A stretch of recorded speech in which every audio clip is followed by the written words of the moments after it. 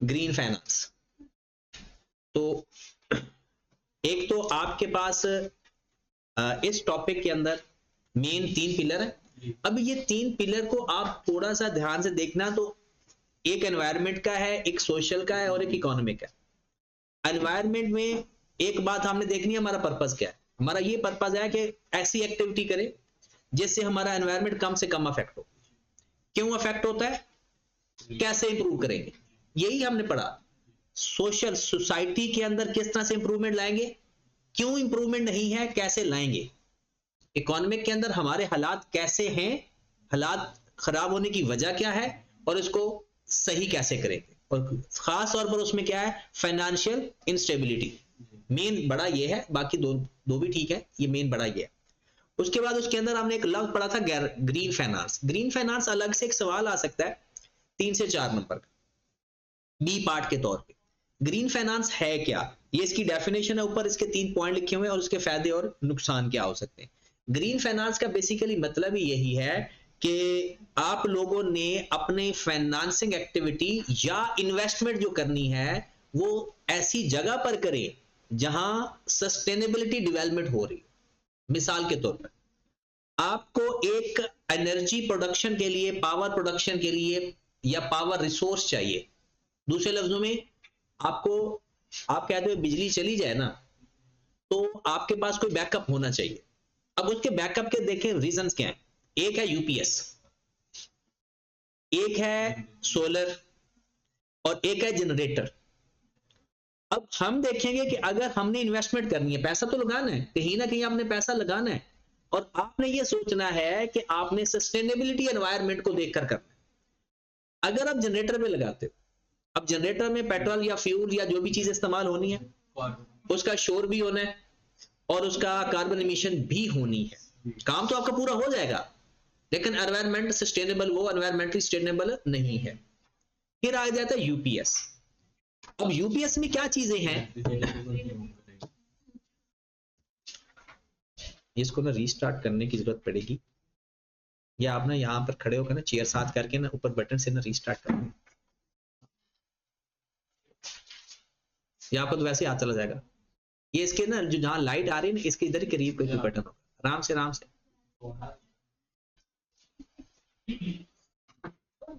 ये दो button press करके रखना, प्रेस एंड होल्ड जिसे कहते हो।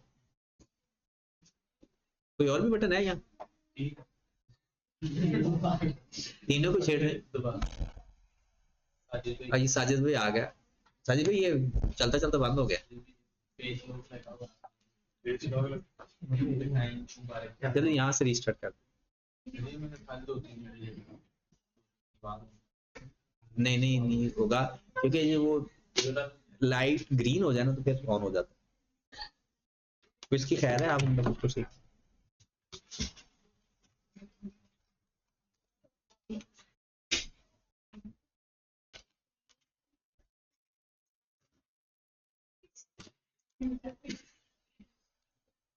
हो गया ठीक है, हो गया।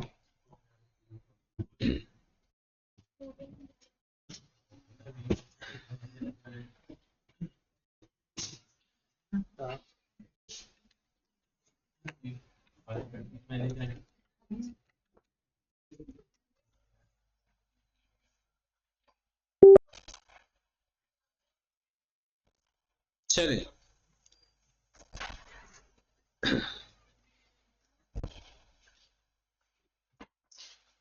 अब हमारे पास, चलिए आप आ जाए वापस।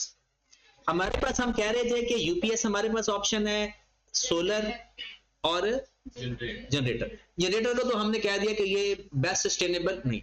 अब बाकी है 2 टाइप की यूपीएस।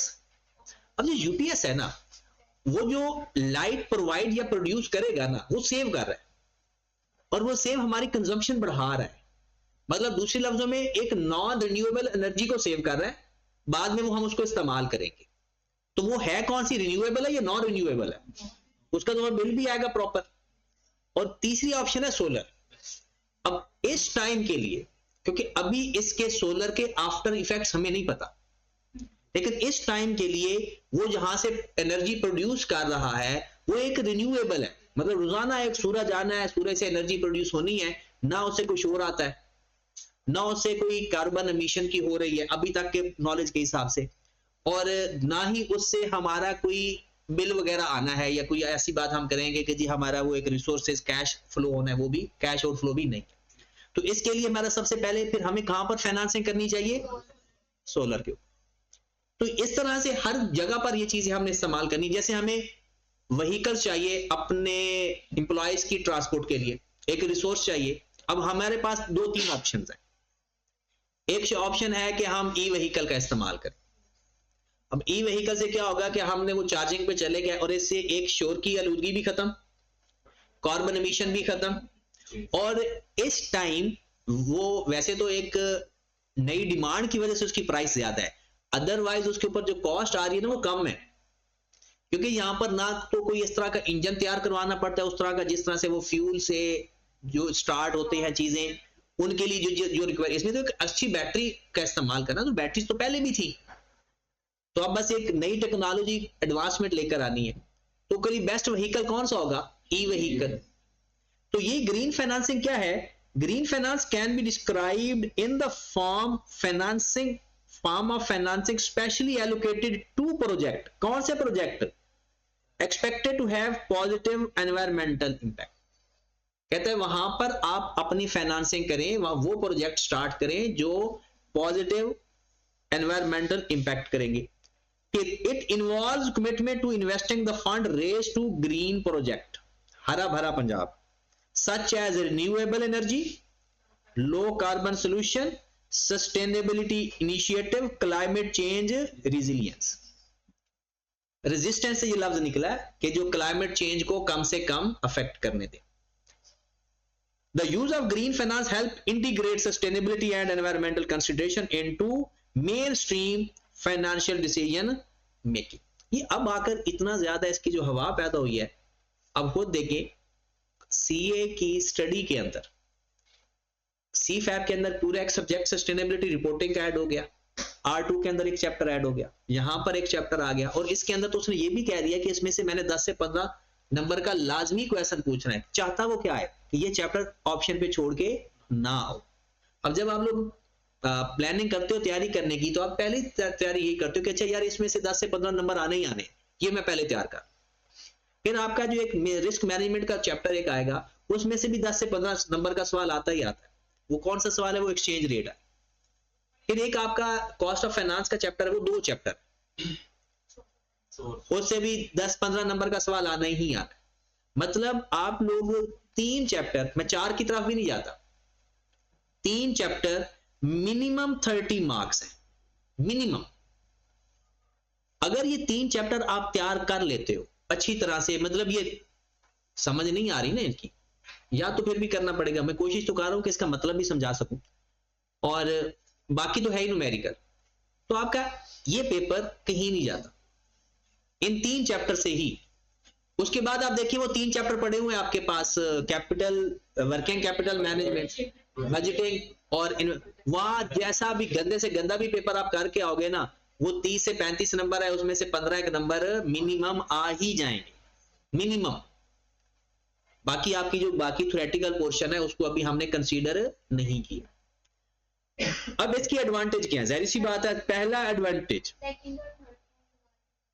सेकंड पॉइंट तो उसने डिफाइन किया है ना कि अच्छा हमने कहां कहां करना है, इन्वेस्ट कहां करना है, किस प्रोजेक्ट में, रिन्यूएबल एनर्जी में, लो कार्बन सॉल्यूशंस, मतलब जहां पर ये धुएं वगैरह कम से कम हो, सस्टेनेबिलिटी इनिशिएटिव या क्लाइमेट चेंज रेजिलियंस का मतलब होता है जहां क्लाइमेट चेंज नहीं आता, जैसे गर्मियां हो जाना, ग्लेशियर्स मेल्ट हो रहे हैं, कहता है इस तरह के प्रोजेक्ट स्टार्ट करें जिससे ये कम से कम इफेक्ट हो।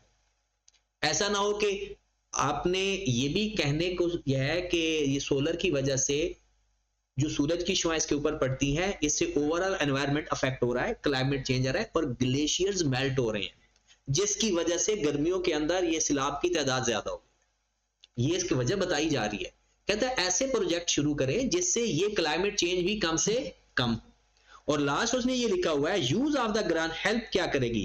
कहता है ग्रीन फाइनेंस से आपकी सस्टेनेबिलिटी और एनवायरमेंटल कंसिडरेशन मेंटेन हो गए, पहले में डिफाइन, फिर प्रोजेक्ट कहां कहां पे करना है और उसका फायदा क्या है। ये 3 बातें लिखी हुई हैं इसके। उसके बाद एडवांटेज और डिसएडवांटेज में क्या क्या बात लिखी। सबसे पहले इसकी जो कहते हैं, it is typically structured as debt finance. Mostly इसको डेट, एक होता है ना इक्विटी फाइनेंस, डेट फाइनेंस, कहता है मोस्ट ऑफ द केसेस जो ग्रीन फाइनेंसिंग होती है ना, लोग डेट फाइनेंसिंग से करते हैं। मतलब शेयर नहीं इशू करेंगे, आपने सोलर लगवाना है तो आप शेयर नहीं इशू करोगे, बल्कि क्या करोगे, डेट फाइनेंसिंग, लोन ले लोगे, डिबेंचर इशू कर दोगे, इस तरह का। कहता है it is often more cost effective than conventional debt financing. कहता है अगर आप अपनी ग्रीन फाइनेंसिंग वाले प्रोजेक्ट पे काम करोगे ना, आज भी अगर आप देखें ना तो सोलर अगर आप लगवाते हो ना, वो कहते हैं कि हम ना कम से कम रेट के ऊपर ना आपको लगाने के लिए तैयार है। अब नॉर्मल डेट लोगे ना तो उसके ऊपर वो कॉस्ट ज्यादा लेते हैं, और अगर आप सस्टेनेबल रिलेटेड प्रोजेक्ट पे काम करोगे ना तो उसकी कॉस्टिंग कम से कम, रेट भी कम से कम होते हैं। This can result in significant saving on interest expense. Obviously जब कॉस्ट ऑफ फाइनेंस कम है तो उससे हमारे इंटरेस्ट एक्सपेंस सेव हो जाएंगे। Utilizing green financing can also serve the signal that project is environment friendly and sustainable, जिसकी वजह से हमारी रिप्यूट, इमेज, स्टेक होल्डर का कॉन्फिडेंस, इन्वेस्टर का और वाइडर पब्लिक का जो कॉन्फिडेंस और रिप्यूट है वो हमारी इंप्रूव होती है। एडवांटेज लिखने हैं ना, कितने एडवांटेज होगा टोटल? पहला एडवांटेज कॉस्ट इफेक्टिव, दूसरा इंटरेस्ट सेविंग, तीसरा आपका जो ग्रीन फाइनेंसिंग है, जैसी बात है सस्टेनेबल है तो एनवायरमेंटली फ्रेंडली एंड सस्टेनेबल, और चौथा फिर फायदा ये होगा इसकी वजह से confidence of the stake holder improve होगा और reputation of the company improve होगी। ये 4 इसके फायदे हैं। पहले डेफिनेशन फिर फायदे और इसके नुकसान क्या है। Major drawback is additional cost associated with increased reporting requirement. जाहिर सी बात है एक एडिशनल कॉस्ट ऐड हो गई ना, कौन सी भला, अब आपने इसकी रिपोर्ट देनी है, ऑडिट करवाना है। पहले ऑडिट किसका होता था? पहले ऑडिट होता था कि जनाब एसओपीएल का ऑडिट कर दो, एसओसीआई का ऑडिट, एसओएफटी का ऑडिट कर दो, नॉन करंट एसेट का ऑडिट कर दो। अब हमने सस्टेनेबिलिटी रिपोर्टिंग भी देनी है, एनवायरमेंट के ऊपर देखेंगे जी एनवायरमेंटल कंडीशन पूरी कर रहे हैं या नहीं कर रहे। तो क्या हुआ कि one drop additional cost associated with the increasing reporting requirement. दूसरा, there is usually requirement to prove that project या initiative being financed will indeed have the measurable positive impact। कहता है furthermore there is usually a requirement to prove, कहता है कि ये हमें साबित भी करना है कि जो हमने प्रोजेक्ट शुरू कर किए हैं उससे एनवायरमेंट के ऊपर पॉजिटिव इंपैक्ट आ भी रही है। कहता है ये भी एक डिसएडवांटेज है, एक टेंशन ही है ना कि आपने इस बात को साबित करना है कि हमारे प्रोजेक्ट हम इसके ऊपर काम कर रहे हैं। फिर हमारे पास हाल भला क्या बचता है? ग्रीन वॉशिंग, कि जब हम कुछ नहीं कर पा रहे होते ना तो फिर हम एग्जैजरेट करते हैं। तो कहते हैं इस ये भी एक वजह है कि हमें प्रूव करना पड़ता है, तो ये एक एडिशनल रिक्वायरमेंट होगी। तीसरे नंबर पर this might involve an independent audit या verification process even if an audit is not mandated, organisation are likely to face to increase administrative burden in order to comply with the transparency and accountability। कहता है वही बात, reporting requirement बढ़ गई। कहता है चाहे आपको पता है ना कि आपने जिन लोग ऑडिट पढ़ रहे हैं कि हर कंपनी का ऑडिट कंपल्सरी नहीं है, कुछ रिक्वायरमेंट्स है कि जनाब इतना कैपिटल होना जरूरी है, ये चीजें होंगी तो आप ऑडिट कंपल्सरी है, वरना ऑडिट कंपल्सरी। कहता है चाहे आपका ऑडिट कंपल्सरी है या नहीं है, फिर भी आपके ऊपर ये कंपल्सरी है कि आपने कुछ रिक्वायरमेंट ऑफ सस्टेनेबिलिटी फुलफिल करनी ही करनी है। और ऐसी बात है जिसका ऑडिट नहीं है, पॉसिबल नहीं है, आप ये तो नहीं कह सकता ना कि वो फ्री फंड है, वो जो मर्जी करे, उसके ऊपर भी compliance framework, environment framework comply होते हैं। ये लाहौर के अंदर तो आने वाले दिनों में देखना आ जाना है, ये साल के अंदर आ जाए, 6 महीने के अंदर आ जाए या 1 साल के अंदर आ जाए, एक नया लॉ आएगा कि जिसके घर के सामने कोई गंदगी होगी उसको उसके ऊपर FIR हो जाएगी। और ये मॉडल टाउन के अंदर है भी सही, मॉडल टाउन के अंदर है भी सही। अब अगर इवन के एक जानने वाले हैं उसके ऊपर वो बहुत ही शरीफ और नफ्स इंसान है, तो उनके ऊपर भी FIR हुई हो, मैंने कहा आप पर कौन सी FIR होगी? कहते हुआ नहीं मॉडल टाउन के रहियाशी है, तो उन्होंने क्या किया, वो कहते हैं कि हमारे यहाँ ना कोई हमसाए ने कोई कंस्ट्रक्शन करनी थी, तो वो ना रेत की वो रेडी लेकर आए, तो उन्होंने ना जब उतारी ना, तो हमारे घर के सामने, हमारे एरिया के सामने, जहां हमारा एरिया लगता है, तो उसके सामने ना सड़क पे रख दी। कहते किसी ने कंप्लेन कर दी, उन्होंने डायरेक्ट एफआईआर काट दी। कहते वो पूछे नहीं, तो वो कहते वो पर्चा हुआ था मेरे ऊपर। और आप मॉडल टाउन में कभी भी आपको ऐसा नहीं नजर आया होगा कि जो जहां जिनका आना जाना है कि उनके घर के बाहर कोई गंदगी हो, वजह केस हो जाता है। और अब एक कुछ ऐसे होते हैं इलाके, ऐसे भी हैं, मेरा आना जाना है वहां पर, ये कंजेस्टेड एरिया होते हैं, कि एक तो बंदा वहां जाए तो बड़ा मुश्किल से वहां पर पहुंचता है, और अगर पहुंचते तो आगे टेंट लगा होता है ये शादी हो रही है। अब इतनी दूर से बंदा वहां पहुंचता है, अब वापस पता नहीं कहाँ जाना होता है, वापस फिर वापस, और अगर कोई और गली जाए तो वैसे बंदा कहीं और चला जाता है। तो यहां से ये इतना एक, और जो बड़े इलाके हैं ना, डेवलप इलाके, उनमें ये नहीं है। वहां अगर कोई ऐसा करोगे ना तो सीधे पे बुजुर्गों के पास जाते हो। अच्छा, इसके डिसएडवांटेज में दोबारा देखें। इंक्रीज द रिपोर्टिंग रिक्वायरमेंट, एक number 1, have to prove sustainability development, have to prove, it is the requirement to prove sustainability development हुई है। और तीसरे नंबर पर, even audit is not required, some requirement of the sustainability must be mandated। ये 3 इसकी disadvantage है। Advantage क्या थी? पहली एडवांटेज थी कॉस्ट इफेक्टिव फाइनेंसिंग है, reduce saving the interest expense. और चौथे नंबर पर था कि एनवायरमेंट फ्रेंडली और सस्टेनेबिलिटी, या improve environment, ecosystem and sustainability. चौथे नंबर पर improve the reputation and confidence of the investor stake holder.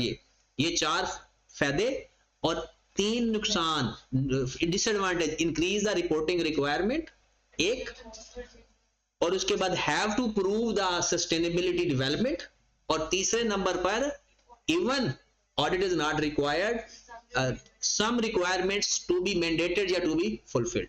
ठीक है। और इसमें 3 बातें थी कि ये ग्रीन फाइनेंसिंग है क्या, कि आप उन प्रोजेक्ट पर फाइनेंसिंग करें, इन्वेस्टमेंट करें जो कि एनवायरमेंट फ्रेंडली और सस्टेनेबल डेवलपमेंट की इंप्रूवमेंट करें। दूसरा उसने क्या कहा था, दूसरी भी एक कंडीशन थी कि आपका मायोपिया आ गया, मायोपिया याद किया था।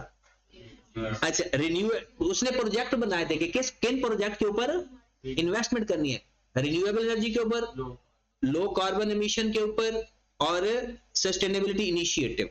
और लास्ट में उसने कहा था कि ये आपकी हेल्प करेगी कि environmental consideration to maintain the financial decision making. ठीक होगी बात। ये कोई सुना सकता है अहमद के अलावा? क्योंकि अहमद को तो याद है बाकी। चलो आप एडवांटेज बता दें 4 शॉर्ट फॉर्म में। टोटल कितनी एडवांटेज है? 4। एक एडवांटेज 10 रुपए की, कितनी बता दोगे? माइनस।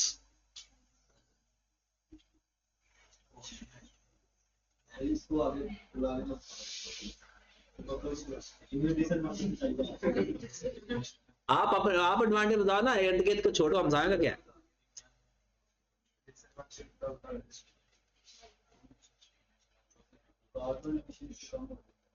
चलो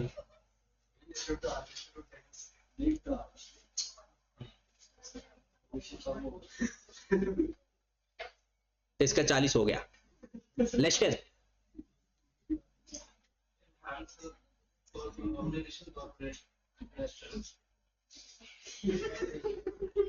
चलो चलो ठीक है।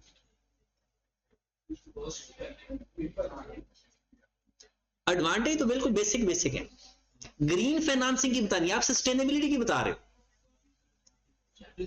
ग्रीन फाइनेंसिंग की एडवांटेज मतलब, ग्रीन फाइनेंसिंग की एडवांटेज में एक दफा दोबारा सुन ले। सबसे पहले that is the cost effective financing. ये एक कॉस्ट इफेक्टिव फाइनेंसिंग होती है। लो इंटरेस्ट एक्सपेंस या रिड्यूस इंटरेस्ट एक्सपेंस, क्योंकि कॉस्ट इफेक्टिव है तो इसका इंटरेस्ट एक्सपेंस भी कम होता है। तीसरे नंबर पे इंप्रूव द, ये जो ग्रीन फाइनेंसिंग है हम करते हैं सस्टेनेबल या environmental friendly, improve the environment ecosystem and sustainability. तीन, चौथा क्या था, इससे इंक्रीज होती है repute of the organization, increase the confidence of the stake holder and investor. ये चार ही खूबियां इसकी। कॉस्ट इफेक्टिव फाइनेंसिंग है ये। ग्रीन फाइनेंसिंग असल में है क्या, हमने पैसा किस प्रोजेक्ट पे लगाना है, कहता है उस प्रोजेक्ट पे लगाएं जो एनवायरमेंटल फ्रेंडली प्रोजेक्ट्स हो। उसमें हमने एग्जांपल भी दी, ये सोलर पैनल की भी, जनरेटर की भी। अब पहली क्या है फायदा, कॉस्ट इफेक्टिव फाइनेंसिंग है ये।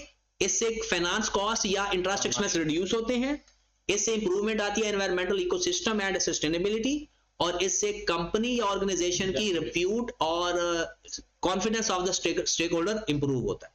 डिसएडवांटेज क्या थी Abdul Salam? Increase the reporting requirement, it is have to required to prove that के प्रोजेक्ट्स आर सस्टेनेबल, कि जो हमने प्रोजेक्ट शुरू किए हैं ये एनवायरमेंटल इफेक्टिव एंड सस्टेनेबल है। तीसरा, even audit requirement is not mandatory, requirement of sustainability and environmental is compulsory. ये इतना ही आप लिख दोगे तो काफी हो जाएगा। ये उसकी डिसएडवांटेज है, क्योंकि इससे हमारा क्या बढ़ रहा है, कॉस्ट बढ़ रही है। उसके बाद है इंटरेक्शन। वो कहते हैं ये तीनों एक दूसरे से कैसे इंटरेक्ट है, और ये मेरे ख्याल में वो अगर देगा ना तो उसमें देगा एमसीक्यूज में। ये उसने एक बनाकर दिया हुआ है, ये आपने उसमें सीखा होगा सेट के अंदर। ये जो इस तरह से बनाया हुआ है ना, मतलब यहां पर अगर देखें ये जो बिल्कुल दरमियान में वैल्यू आ रही है, इसका मतलब है ये तीनों फुलफिल होना जरूरी है, और उसने व्हाइट कलर में ये लिखा हुआ है। फिर यहां पर कोई दो इंप्रूव हो रहे हैं, यहां पर जो मैंने टिक किया है इनके अंदर दो फुलफिल हो रहे हैं, तीसरा फुलफिल, जहां पर मैंने क्वेश्चन मार्क लिखा हुआ है ये सिर्फ एक फुलफिल हो रहा है, बाकी फुलफिल नहीं हो रहे। कहते हैं कि आपने क्योंकि तीनों पिलर देखा था और डेफिनेशन पढ़ने से पहले ही हमने देखा था कि अच्छा किस तरह से आप लोगों ने तीनों पिलर्स को पढ़ना है, तो कहते हैं तीनों पिलर का फुलफिल होना। अब वो कहता है कि आप लोग ने बैलेंस कैसे रखना है, एनवायरमेंट और इकोनॉमिक सस्टेनेबिलिटी कंबाइन, दो प्लस किए, but to make everyone living condition viable until social unrest overwhelm them. मतलब क्या है, कहता है कि एनवायरमेंट भी ठीक है, इकोनॉमिक कंडीशन भी ठीक है। कहता है ये तब तक ठीक होगा जब तक के सोशल पिलर खराब ना हो जाए। अगर वो खराब हो गया तो इन दोनों को कॉम्बिनेशन भी कहीं ना कहीं मसला क्रिएट कर देगा। फिर बाकी दो, पहले उसने एनवायरमेंट और इकोनॉमिक को कह दिया, फिर environmental and social combine to make everyone living condition bearable. यह लफ्ज ध्यान रखना है, मेक एवरीवन लिविंग कंडीशन, अच्छी हालत में रह रहे हैं, अच्छी हालत में है तो लफ्ज क्या है, इकोनॉमिक। लिविंग कंडीशन बेयरेबल है तो क्या है, सोशल। एनवायरमेंट दोनों में है, वाइबल कंडीशन है, कंडीशन बेहतर है तो एनवायरमेंट और इकोनॉमिक, और बेयरेबल है तो सोशल, सोसाइटी में काबिल बर्दाश्त बंदा है घर में तो एनवायरमेंट और। लेकिन तब कब तक ये काबिल बर्दाश्त रहेगा, अगर until they run out of money to keep it all going। ये सच में ऐसा है, बंदे की इज्जत ही नहीं होती जब तक बंदा पैसा ना कमा रहा हो। अभी आप थोड़े दिन अरसा जब आपका सीए इंटर हो जाए और आपकी इंडक्शन थोड़ी लेट हो जाए तो फिर मैं बताऊंगा आपको घर में कितनी इज्जत है आपकी। अभी भी नहीं हो तो अभी तो होनी भी नहीं है, अभी तो कभी कैसे हो सकती है। सीए इंटर के बाद हमें लगता है कि अब चलो कुछ माइलस्टोन अचीव कर लिया, लेकिन आजकल जो थोड़ा सा एक मसला आया हुआ है ना कि इंडक्शन लेट हो रही है, तो तब वो घर वाले तंग आ जाते हैं। उस वक्त बंदे का दिल करता है कहीं निकल जाए, घर ना जाना पड़े। तो क्योंकि घर में वो बार बार कहते हैं, क्योंकि चलो अब तो बहाना है ना, कॉलेज आ गए, तो आप जैसी कौम को घर में बर्दाश्त करना 24 घंटे कितना मुश्किल होता होगा। तो इसलिए आप लोग भी घर वालों को बर्दाश्त नहीं करते होंगे। लास्ट, इकोनॉमिक भी ठीक है, सोशल भी ठीक है, पैसा भी है, बंदे भी वेरिएबल हैं, लेकिन एनवायरनमेंट में मसला है। अच्छा, एनवायरनमेंट में मसला क्या आएगा? आपकी फिर सेहत खराब होगी, सेहत खराब होगी तो फिर कौन सी कंडीशन खराब हो जाएगी? इकोनॉमिक कंडीशन, क्योंकि हेल्थ अच्छी नहीं है तो फिर मसला खराब हो जाएगा। कहता है ये कंबाइन की एवरीवन लिविंग कंडीशन इक्विटेबल। अब आप देखिए दोबारा इस उन वर्ड्स को ध्यान में ले आए, एनवायरनमेंट प्लस इकोनॉमिक कंडीशन आपकी क्या है? वाइबल। फिर एनवायरनमेंट प्लस सोशल बर्दाश्तेबल, और इकोनॉमिकल प्लस सोशल इक्विटेबल।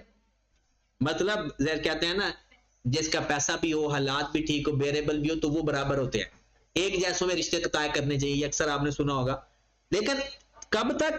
जब तक until the environment degrades where earth can not sustain human life. कहता माहौल ऐसा पैदा हो गया, आलूदगी इतनी है कि सांस लेना दुश्वार हो गया है, तो चाहे वो दोनों भी होंगे तब भी ये। तो एंड पे क्या लिखा हुआ है? Sustainable living condition require the intersection of all three factors. का क्या मतलब है? तीनों का फुलफिल होना जरूरी। ठीक होगी बात? उसके बाद है, टाइम है अभी, सस्टेनेबल रिपोर्टिंग। ये थोड़ा सा है। रिपोर्टिंग का क्या मतलब है?